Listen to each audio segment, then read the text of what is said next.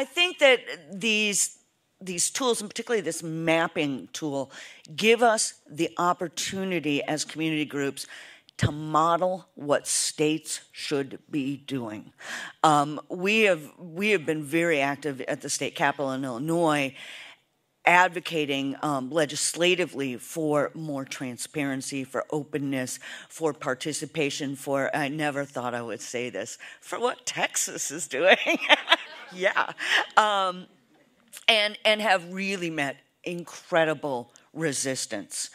And really what we will be doing is saying, if you won't do it, state, we're going to show you how to do this. And this is not dissimilar to what we did a decade or so ago when we started putting campaign finance data online before the state did. So this is again, a practice that we are familiar with, and hopefully we will sort of shame the state into being more responsive.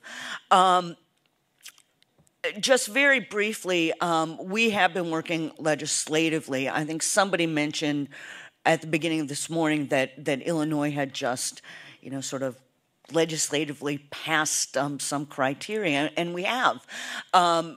Our mapping process is dictated by our Constitution, which really only mentions contiguous and compact districts.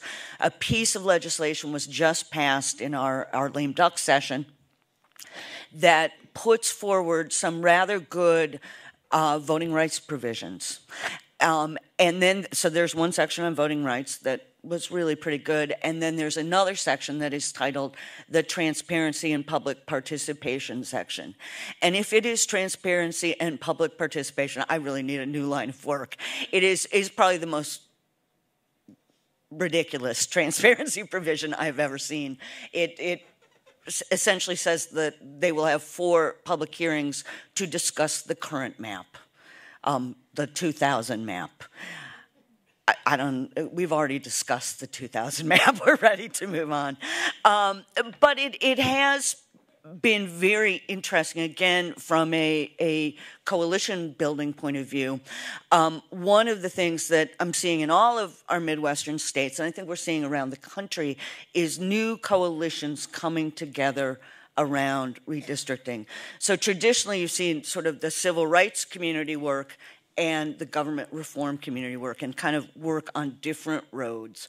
Transparency and participation has been really the bridge that has brought these communities together.